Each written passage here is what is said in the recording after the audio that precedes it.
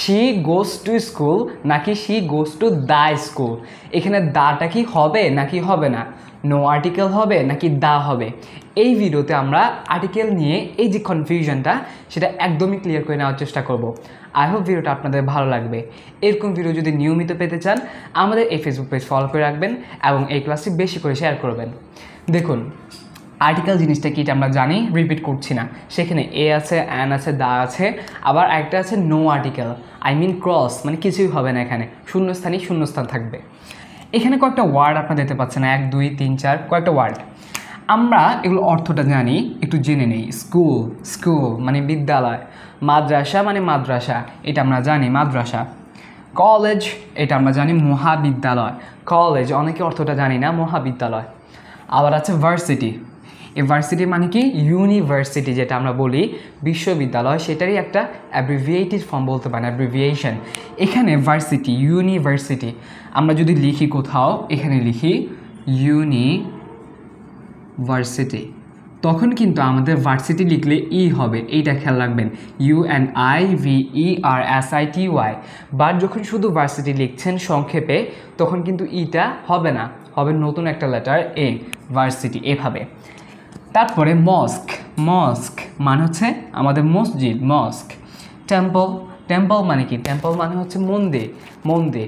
এখানে আবার একটা ওয়ার্ড ইউজ করতে পারি চার্চ, চার্চ এটা অর্থ চার্চি। আবার আছে কোর্ট, কোর্ট মানে কোর্ট। প্রিজন, প্রিজন মানে জেল, জেল, প্রিজন। সেল যেটাকে বলি, সেল মানে জেল। বেড মানে বিছানা। সো এই কয়েকটা ওয়ার্ড আপনারা দেখতে পাচ্ছেন এখানে, আই হোপ।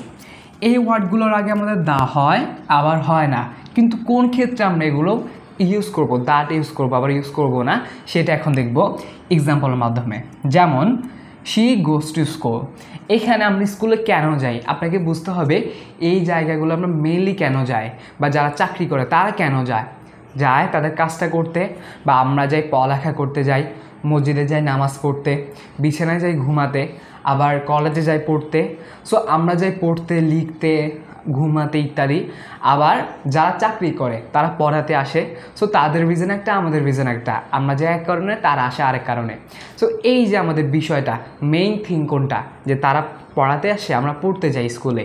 তো এই জিনিসটা যদি হয়, যদি মেইন রিজনে সে সেখানে যায়, তাহলে আমরা বলবো সেখানে আমাদের দাটা হবে না, সেখানে দাটা হবে না। যদি কোনো মেইন রিজনে আমরা যাই, যেমন শি গোজ টু স্কুল, সে স্কুলে যায়, কেন যায়? আমরা নর্মালি কী বলি, শি গোজ টু স্কুল অর্থটা কী বলি, সে স্কুলে যায়, কেন যায়? পড়তে যায়, রাইট? যদি আমরা এরকম একটা বাক্য বলি, এটা সাধারণত পড়ার কথায় আমাদের উল্লেখ করে যে সে পড়তে যায়, she goes to school, he goes to school, I go to school, আমি পড়তে যাই, আমি স্কুলে যাই, অথবা আই গো টু ভার্সিটি, আমি ভার্সিটিতে যাই। এখানে আমরা মেইন রিজনে যেহেতু যাচ্ছি, সেহেতু এখানে আমাদের ক্রস হবে, ক্রস, দাটা হবে না, ক্রসই হবে। আবার শিক্ষক, শিক্ষকরা কেন আসেন স্কুলে, ভার্সিটিতে পড়াতে, এই জন্য তাদের ক্ষেত্রেও তখন আমাদের ক্রস ইউজ করতে হবে। যেমন হিটা যদি কোনো শিক্ষককে বোঝায়, he goes to university to teach the students, তখন কিন্তু এখানে আমাদের ক্রস হবে, তখনও কিন্তু ক্রস হবে। যদি মেইন রিজনে আমরা আসা যাওয়া করি কোনো জায়গায়, এই জায়গাগুলোর মধ্যে, তাহলে আমরা ক্রস ইউজ করব। এটা হচ্ছে মেইন থিং। আবার মাই ফাদার, আমার বাবা, ওয়েন্ট টু গিয়েছিলেন, কোথায় গিয়েছিলেন? স্কুল, স্কুলে গিয়েছিলেন। কারো বাবা স্কুলে যায়, এখন তিনি পড়াতেও পারেন, আমার বাবা স্কুলে পড়াতেও পারেন। আমাদের বাবা অনেকে আছেন শিক্ষক, রাইট, টিচার, তো তারা স্কুলে পড়ান, সেই ক্ষেত্রে আমরা বলতে পারি আমাদের ক্রস হবে। কিন্তু কেন গিয়েছেন আরও একটু অংশ আছে, যে to talk with teachers, to talk with teachers, শিক্ষকদের সাথে কথা বলতে। আমার বাবা স্কুলে গিয়েছেন পড়াতে না, কী জন্য গিয়েছেন? টু টক উইথ, কথা বলতে, কার সাথে? টিচার্স, শিক্ষকদের সাথে। তাহলে যেহেতু এখানে মেইন রিজন এইটা না, স্কুলে আমরা আসা যাওয়া করি পড়তে অথবা পড়াতে, এটা যেহেতু মেইন রিজন না, সেহেতু আমরা বলতে পারি এইখানে আমাদের দা হবে। আমাদের রুলসে ছিল এটা, যদি মেইন রুলস হয় তাহলে আমাদের ক্রস হবে, যদি মেইন কজ যেটা সেটা না হয় তাহলে আমাদের এখানে দা হবে। হয়ে গিয়েছে my father went to the school to talk with teachers, অন্য একটা রিজনে গেলে দা হবে, আর যদি মেইন রিজনে যায় তাহলে আমাদের ক্রস হবে। এটা হচ্ছে মেইন ফ্যাক্ট। তো আই হোপ এই ভিডিও আপনাদের ভালো লেগেছে।